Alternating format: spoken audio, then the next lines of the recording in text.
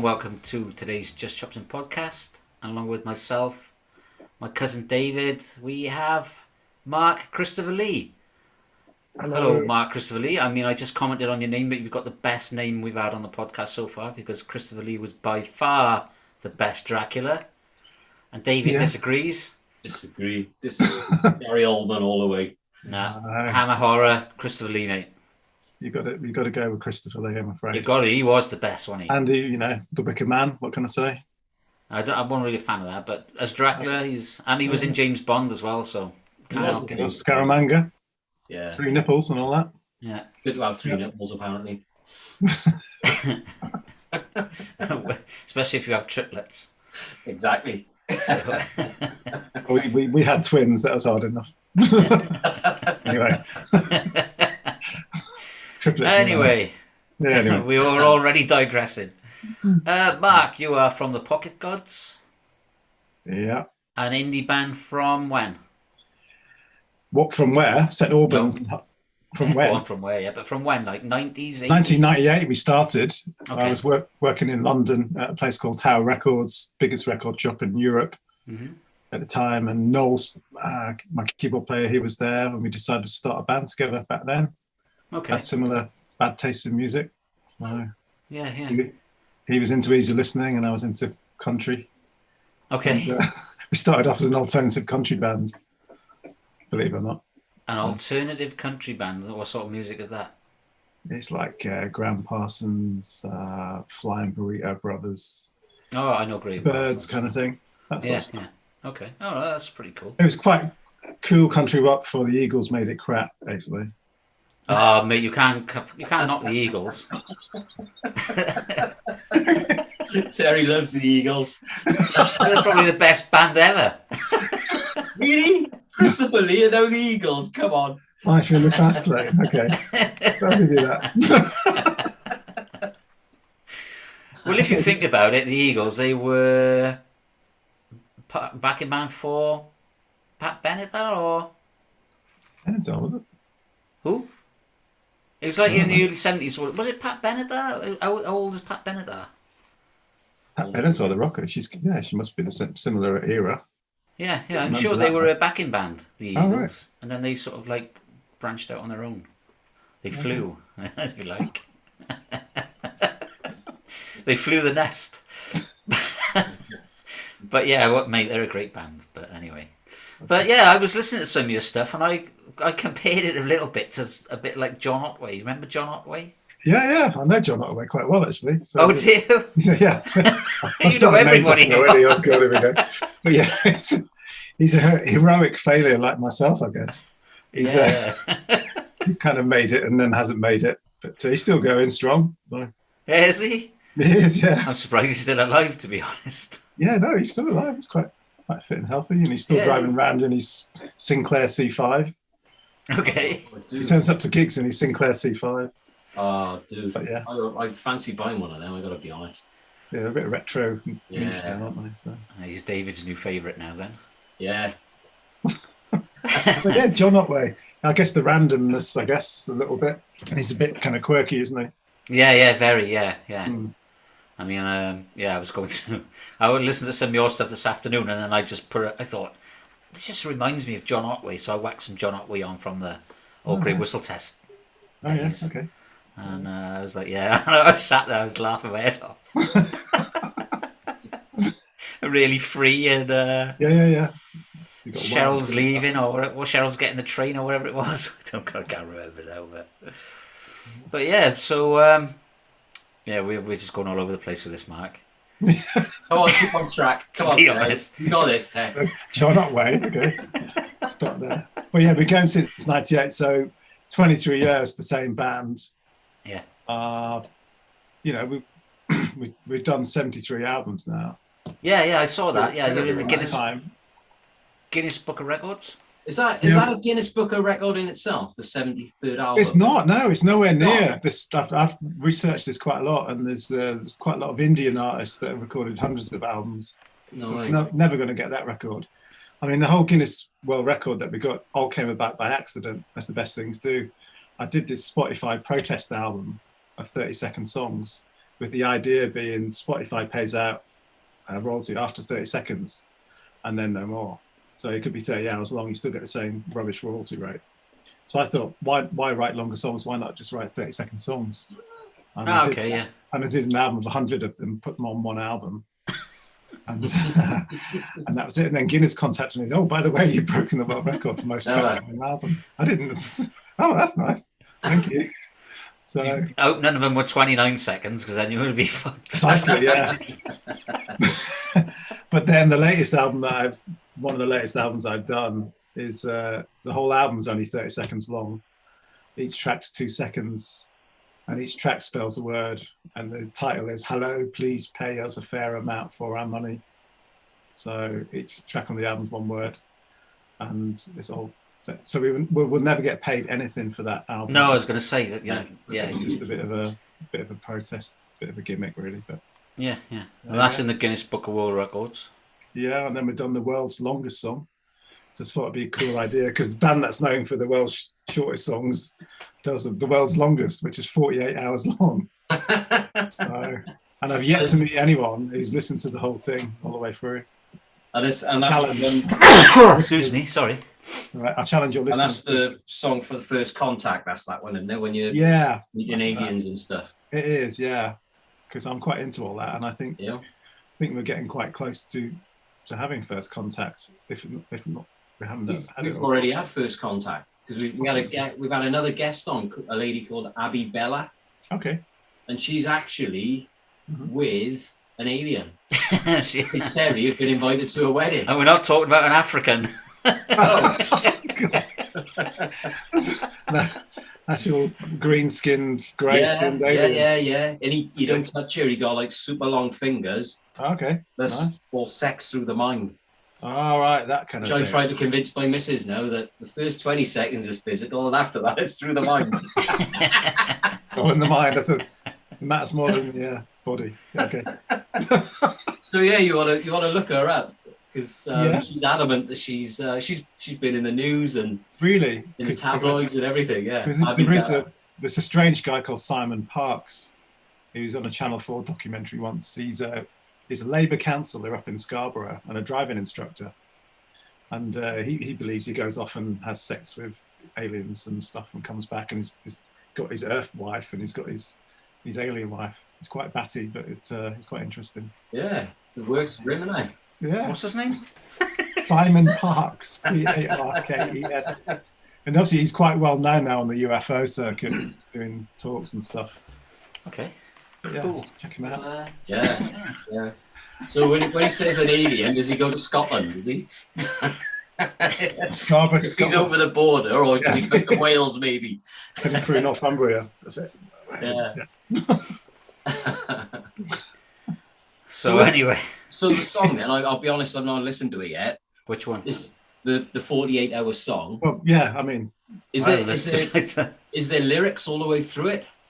There are lyrics in it. It's part of the criteria. You had to have lyrics in it. Yeah. There's also samples from different UFO speeches, and there's a lot going on. But it's 48 hours. It tested the limit of what I can do with my technology that I've got. I've got a Mac and I've got Logic, and it was pushing the limits of that, to be honest, to get it to that length. Yeah. And make it fairly interesting. But then I know no one's ever going to listen to the whole thing, unless you've got serious insomnia or been out clubbing for a yeah. Nice. Yeah. Well, it gives Bob Dylan a run for his money anyway. Yeah. You know. So your protest against Spotify, I mean, did you get any traction from that? Yeah, quite a lot, to be honest, and still are. I've submitted evidence to the UK Parliament a few months back, as a lot of songwriters did, and they're investigating the whole music streaming business and how it operates. And the government's, for generally a crap government, they've done quite well in highlighting areas that need to be investigated. So they're taking it further, and there seems to be secret deals in place between major labels and Spotify and such, and they're getting different rates from independent eyes. Okay. So there's a lot of dodgy dealings going on, but whether we get to the complete truth, I don't know. Is there a chance it's going to get dodgier with the government getting involved in it? Well, that's the thing, isn't it? But no, seriously. I mean, even the other day, there was 44 Tory MPs have written into the Prime Minister saying you've got to do something about it. Yeah, I saw something. I think I saw something about it on the news. So yeah, it's all kicking off a little bit. But I think because we're dealing with global entities in terms of, you know, Spotify, YouTube, Google, I mean, I don't know how you would ever regulate them. And if they did, they'd just say, bye-bye, we'll go somewhere else. So it's one of those things, really. And I'm not anti-technology or anti-Spotify. I mean, and I think we have to context to the whole not getting paid very much now. It's out of the 1990s, when the internet first came along, it took the music industry by surprise. They tried to ignore it and go away, you pesky thing. We want to do CDs and vinyl. And they were too slow to adapt. So then we had Napster, you know, piracy, illegal downloading. That became the normal thing for consumers then. You know? And then Spotify came along and put a little bit of order to the chaos, made it legal, and people were getting paid a little bit. But I think it's where do we go from here now? Because the current system's not sustainable, I don't think, in the long run, for nurturing new talent, especially. Yeah. I mean, there are ways now. I mean, it's a lot easier than it used to be of setting up your own label and getting your own label through Spotify.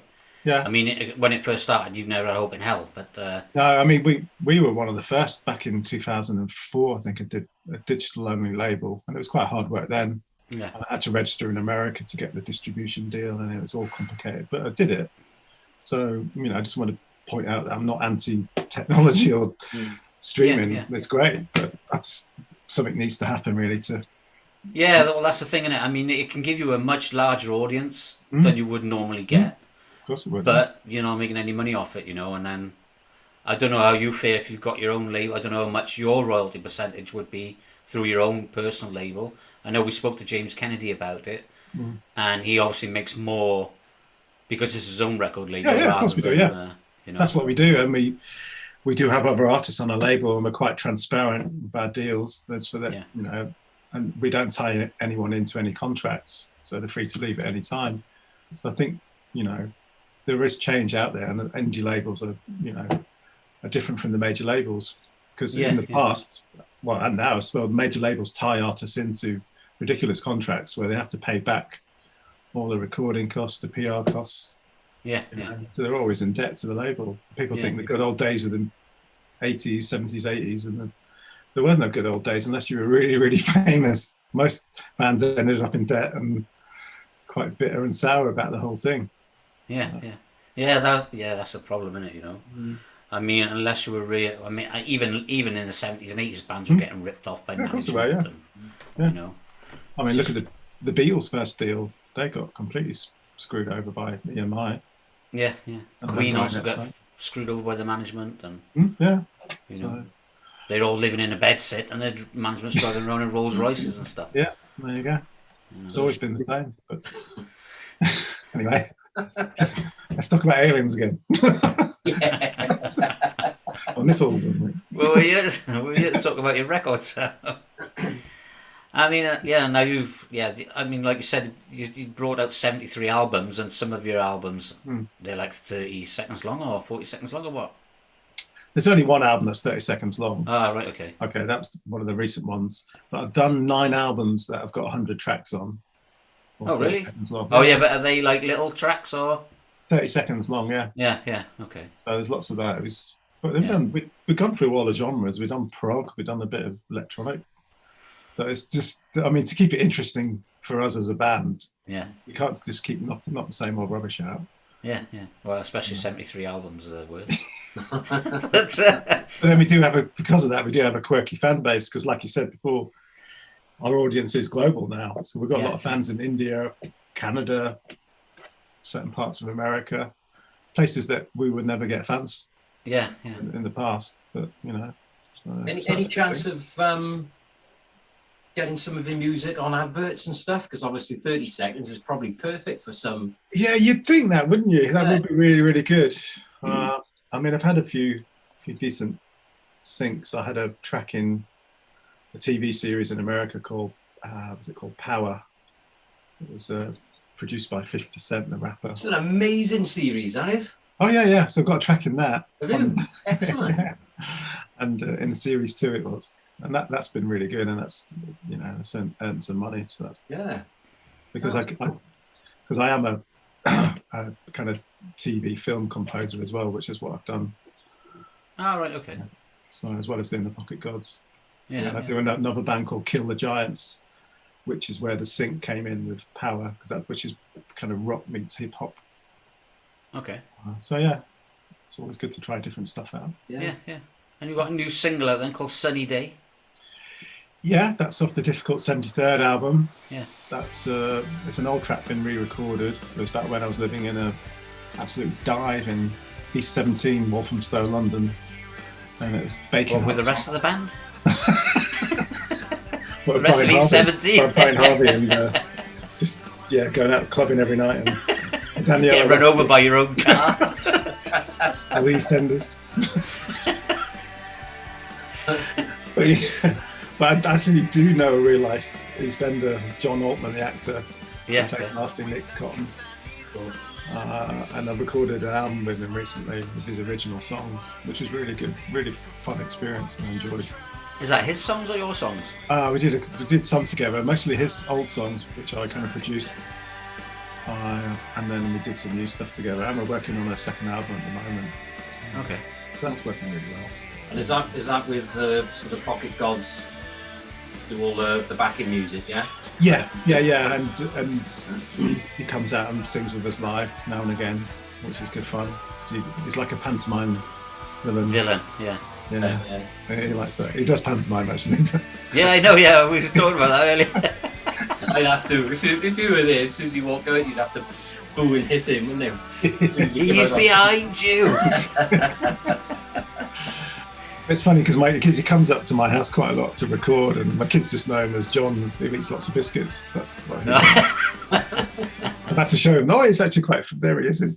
He had a minor part in Star Wars, which they were quite impressed about. Return of the Jedi, I think it was. Was he? Okay. Was he really? I didn't know. Yeah, he was one of the Rebel pilots. You can see him for about half a second, but he was in it. Yeah.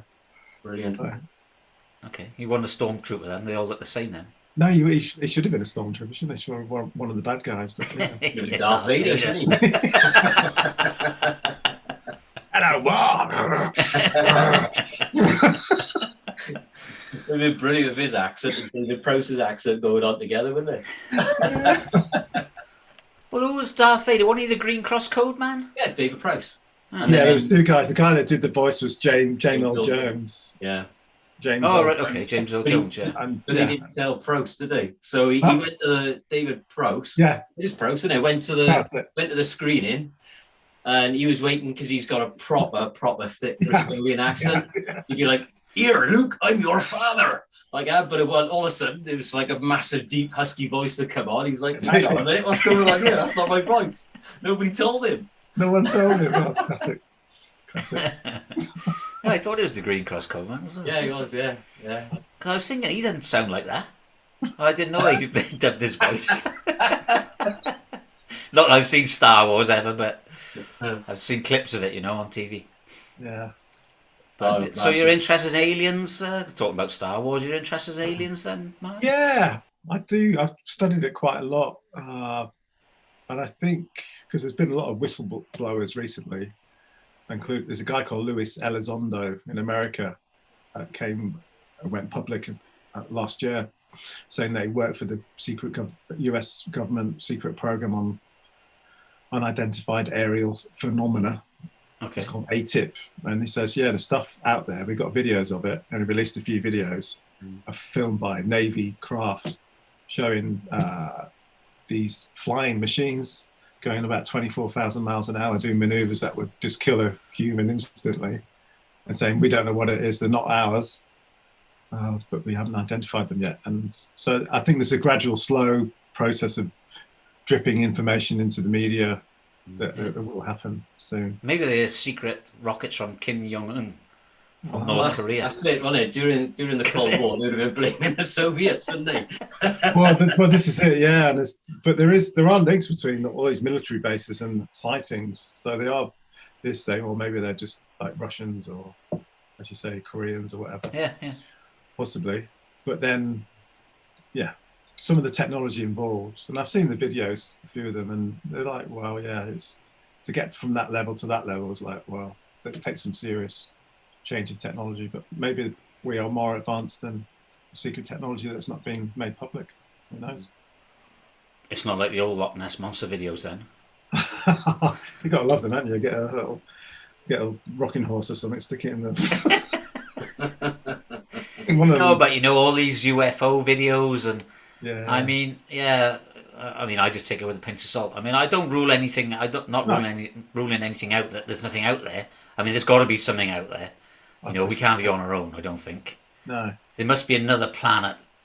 Not necessarily the same as ours, but it would be a bit.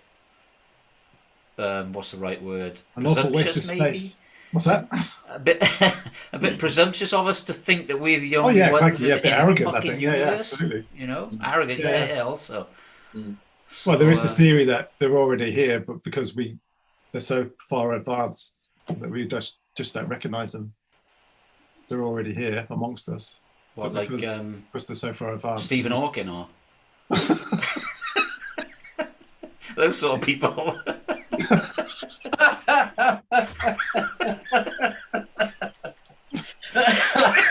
Oh my God. Those sort of people like Stephen Hawking. Yeah. He's actually from St Albans, Stephen Hawking. That's where I'm from. He's dead now, isn't he? He's dead now, yeah. So passed away a while ago. That was a genius, but yeah. Yeah. Well, in some circles, I mean, he'd be no good round my house.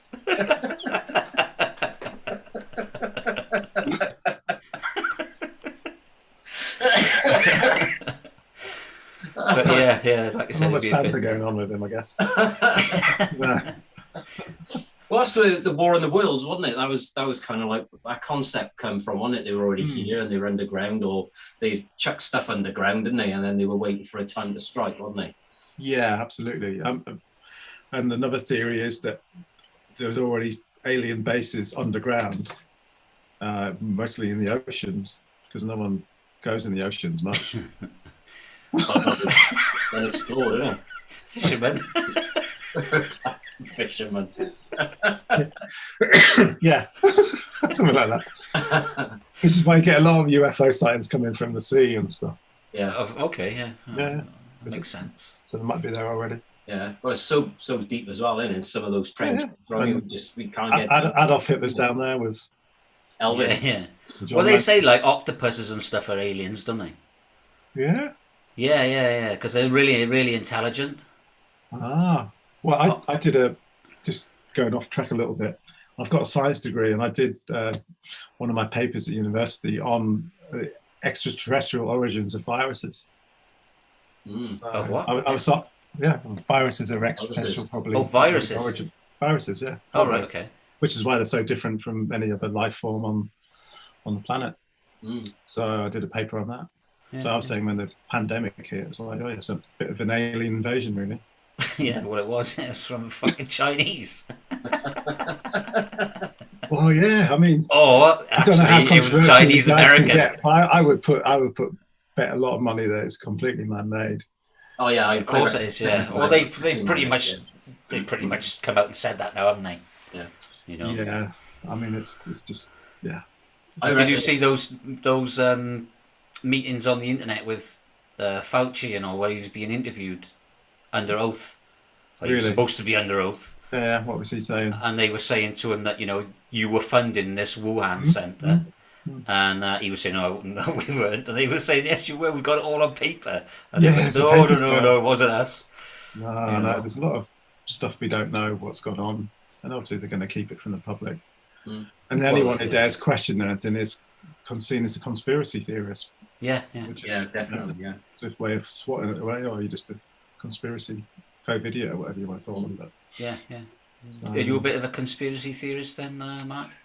I keep an open mind about everything, which I think is a healthy way of being, really. So, yeah, you've got to love a good conspiracy theory, I think. So what's your favourite? Did we landed on the moon?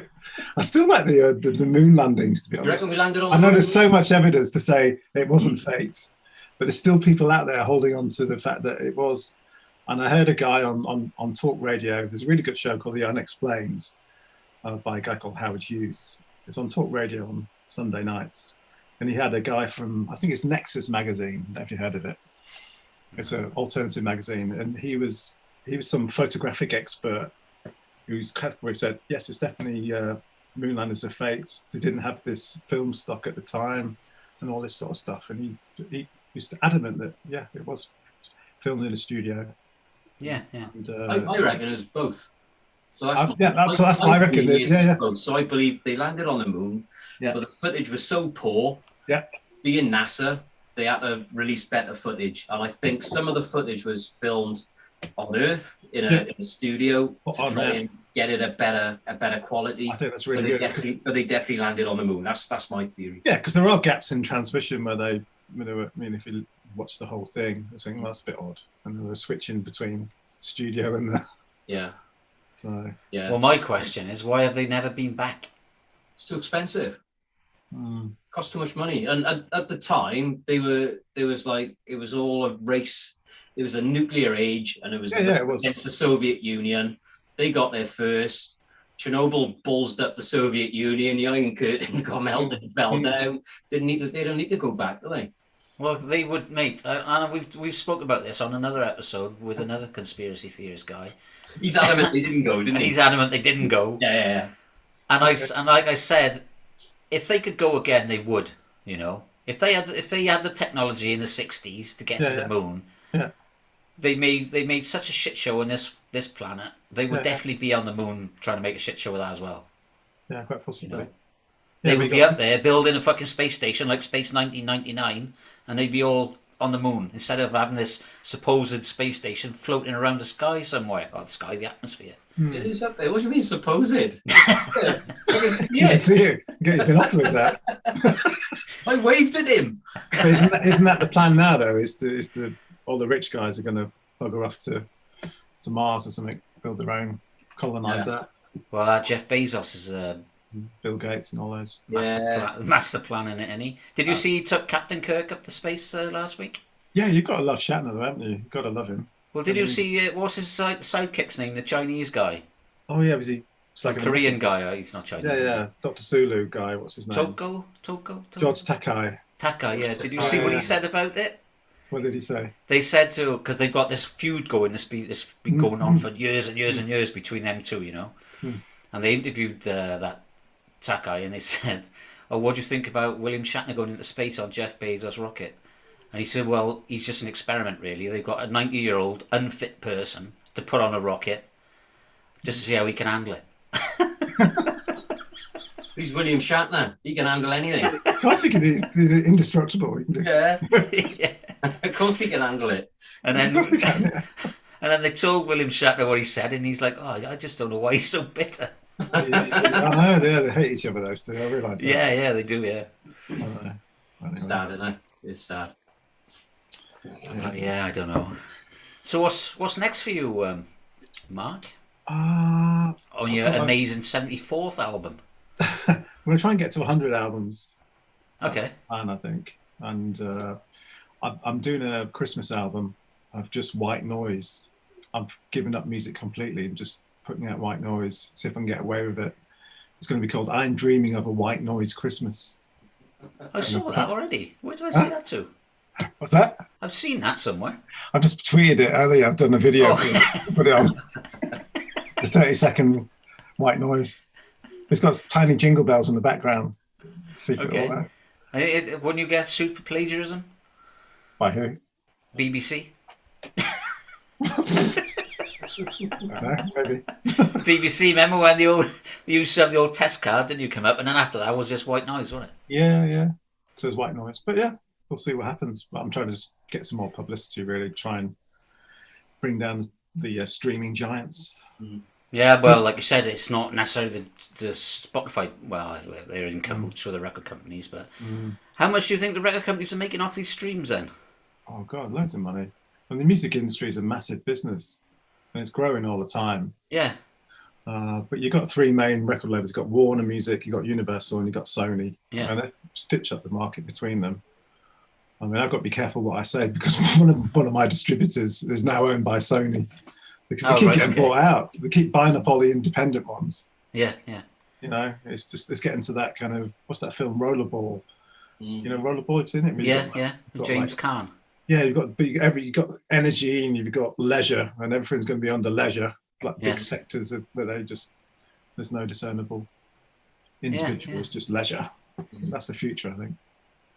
Yeah, I mean, I know there's got to be something behind it all, obviously, with Spotify and Apple Music and stuff. But yeah, I mean, I don't know how the record companies have tied it all up, really.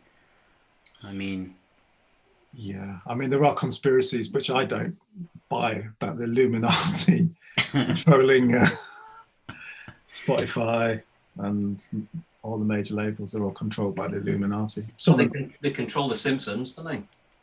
The Illuminati. Aye, it's all in the Simpsons, isn't it? Apparently. Are they even real Illuminati? I don't know. Yeah, Daniel Craig was in them, wasn't he? He's a member. That's James Bond, isn't it? I've been invited to join them, so it must be real. He's an email, Illuminati666.com. Click here, so there you go, I'm sorted. Don't click it, mate. I keep telling David not to click stuff. I click everything. Download it, click. You want to friend me? Fuck aye, let's do it. Then the missus wonders what's going on Facebook. Gets all these big boob. You should see how we got an Instagram account. And I gave him the password unwittingly. Well, no, wittingly I gave it to him, but unwittingly didn't know what he was going to do with it. And then all these women with big boobs keep popping up on my Instagram account. But that is Instagram, isn't it? I can't get my head around Instagram. I think it's the ultimate vain. No, it's because David keeps friending him. It's not. I'm not even friending him. I go on Terry's TikTok, and all I get is women jiggling their breasts. And that's your TikTok now, because I've made my own. But I don't know how to get rid of them. I don't know how to get rid of them. And even if I put sort of like, if I go to unfollow on there, no, I'm not following them. I click something. Say if I click, I don't know, Keanu Reeves, he'll come up for one, and then the next then is just a stream of women jiggling their junk about. It's just all crap. I don't get it. I don't understand what's happening with it. That's why I never go on there, unless the Sarah's at the house.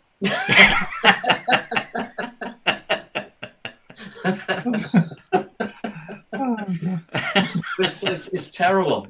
I know they say like sex sells, but it's just like it's people like us, isn't it? Just going on there wiggling their junk about. Sure, throw me in, and I'm a father, and if I went on there, if I see my daughter on there, I'd give her a right kicking. Yeah, I won't let my kids on TikTok at the minute. But how old are they? My eldest is 12. Right, okay. Twin 9-year-olds, but the 12-year-old wants TikTok, and I said, no, I'm not doing it. No. Well, my daughter's got TikTok now. She's 9, and we've restricted it. But actually, I restricted it, and then she got banned. All right. Because somebody reported her for being too young. And then, so her mother, because we don't live together, so she went back to her mother, and her mother made her another account. And I said to her, just wait a week. When you come back, we'll sort another TikTok account. But she went back to her mother, and she came back with a new TikTok account. And her mother's restricted it this time. Okay. So we'll see how long it lasts. But yeah, I mean, because you have to be 16, do you, to be on TikTok? I think so, yeah. Yeah, I think 16. So, what's Facebook then? Is that the same? You've got to be 16 for Facebook? Because I see kids on that all the time. I don't know, but I've seen Billy Idol's granddaughter on Instagram. She's about 1. Really? Yeah, her name's Poppy Rebel. So I sent her a message today saying, well, no, I shouldn't say my daughter's name, should I? Yeah, so yeah. Really? Have to edit that bit out. I'll let you do that.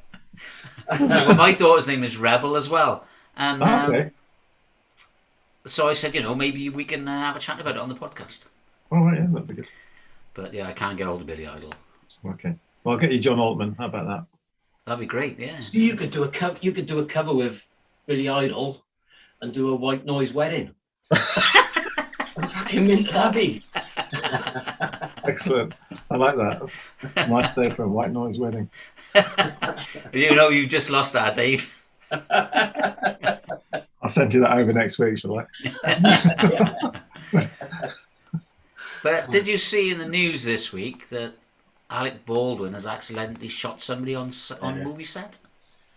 Yeah, I saw that. It's all a bit tragic, isn't it? I don't know exactly what happened, but yeah. Well, apparently, this is what I've read. Apparently, that the film crew in between breaks, they like to go off because they shoot. Obviously, they make these movies in basically the Wild West, I guess. And they just shoot these guns off as for target practice and stuff, know. And then the gun got mixed up with all the props, and then he ended up. Somebody gave the fucking gun to Alec Baldwin, and told him to shoot it off, and it shot and killed one of the. Yeah, he's got to live with that now, hasn't he? The women. Yeah. She was a director or something, I believe. She wasn't an actress. Cinematography. Yeah, cinematography. Yeah, and.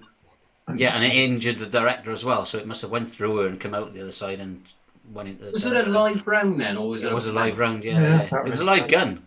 Yeah, because it was like with I'm a massive Brandon Lee fan and like Bruce Lee and all, and when he did that film The Crow, that was actually a blank round that killed him because they do release they put like a paper on it or something, but I can't remember. I read somewhere it went in his spine, and then the other day they released saying that it went into his head. I'm not 100% certain on that, but that was a blank. So because when you fire a blank, something still comes out. You know. Paper comes out. Yeah, that's right. Yeah, because it's basically like an empty. Have you ever fired a shotgun? Oh my god! Have you ever fired a shotgun? Me? Yeah, either of you? Yes, yeah. Well, if you fire a blank, it's basically just paper and it just shoots up the thing open. I only have a shot. Yeah. I've done clay pigeon shooting, so it was real. Oh, real pellets. I've just bought an axe, a tenuous link. Yeah. It was delivered by Amazon, and the guy had to give ID because it was an axe. Yeah. Okay. I got it for chopping wood because I live in the country and I want some free wood from the wood. That's the one thing with melee weapons, they don't fire blanks, do they? You know what I mean? You can't pretend chop. But if you've seen, Alec Baldwin and Donald Trump have got a long-running feud also, haven't they? They have, haven't they? Talk about feuds.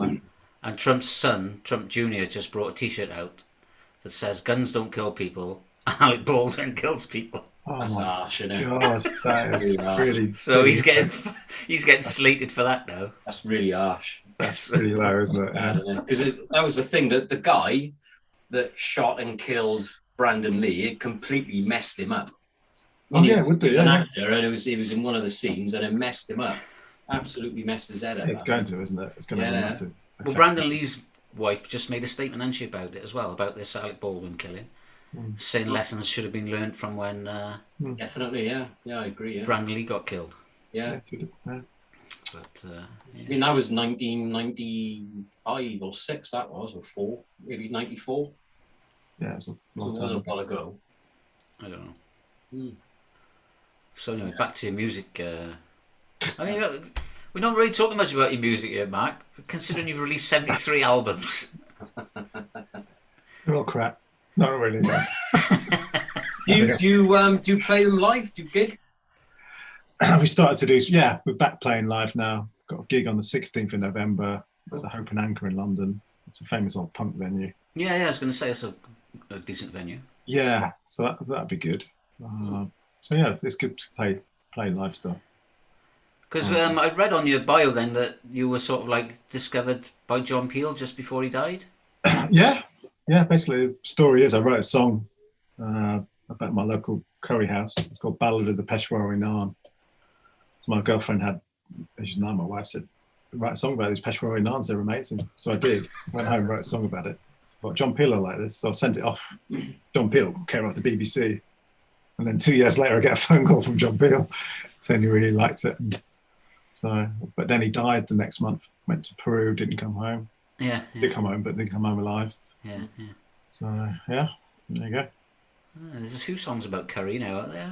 Well, same sort of thing, isn't it? I mean, do you know a band called Massive Wagons? I've heard of Massive Wagons, yeah. Yeah, they got a curry song as well. Not enough curry songs, yeah. Yeah. Maybe you should write a whole album about curry. Yeah, snacks are very important. And I don't mean Tim. Is his name Tim Curry? Yeah, he's an actor, wasn't he? Yeah. Rocky Horror. Indeed, yeah. Sing about pakoras. I love a chicken pakora. Amazing. You've got to love that, haven't you? Yeah, that'd be amazing. If you release that, you have to send me that. You could say I love a naan, and I'm not talking about gilfs. Yeah, that's right. Yeah. Oh, God.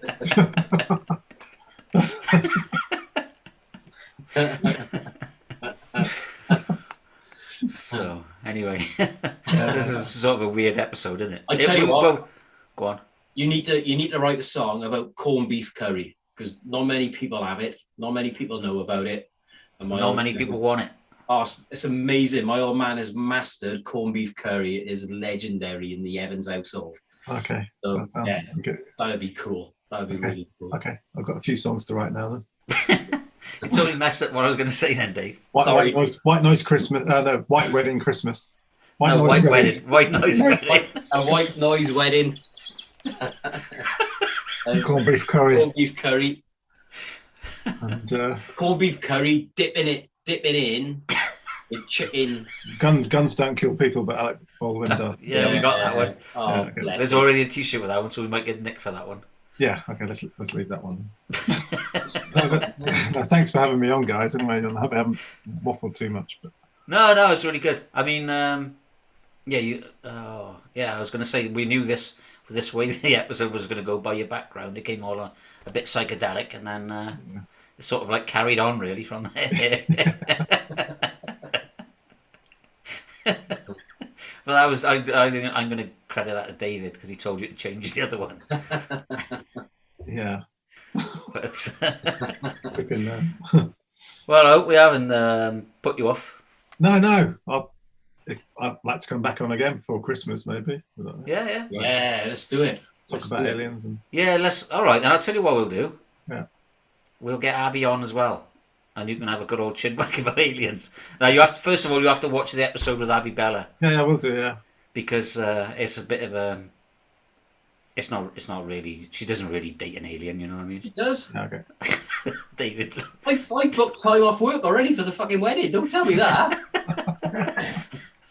It's a bit of a PR stunt, but she was maybe lush. I can get hold of Simon Parks. She was absolutely awesome, wasn't she? She was lush. Yeah, she was good. Really such a nice girl. And what really pisses me off really was that she'd had like a lot of haters and a lot of bullying and stuff as a result. And that just really frustrates me when it's somebody just trying to have a bit of fun. So yeah, sure. And that's what that's what it's all about, isn't it? Yeah, absolutely. Yeah, I don't take myself very seriously, as you can tell. No, we try not to. Yes. Take you seriously, I mean, but. Thanks. But I haven't mentioned it yet. But I do know somebody who's got a local venue. Okay. In South Wales. So if you ever want to come up to South Wales and play, yeah, definitely. We're more than happy. That'd be really good. We've got a few Welsh fans. That's good. Yeah, cool. Yeah, cool. Right. Okay, thank you for that. So I'll send you his details later on. Yeah, thanks, Dave. No problem. All right then, mate. All right. Well, all right then. We'll let you go. This has been a weird and wonderful episode of Just Chopsing. I thoroughly enjoyed it. It's been good fun. I've had a rough couple of weeks where I've had flu, and I got to be honest, I've really enjoyed this. So all right, thanks, guys. It's been good fun. Yeah. Okay. Yeah. Come back on again. Okay. Yeah. That'd be cool. I'll see you soon. Take care. All right. I'm gonna put the twins to bed now. No problem. Rock and roll. Rock and roll. Yeah. Roll, Dad. See you later. Yeah. Ciao, mate. Bye. Bye. Bye.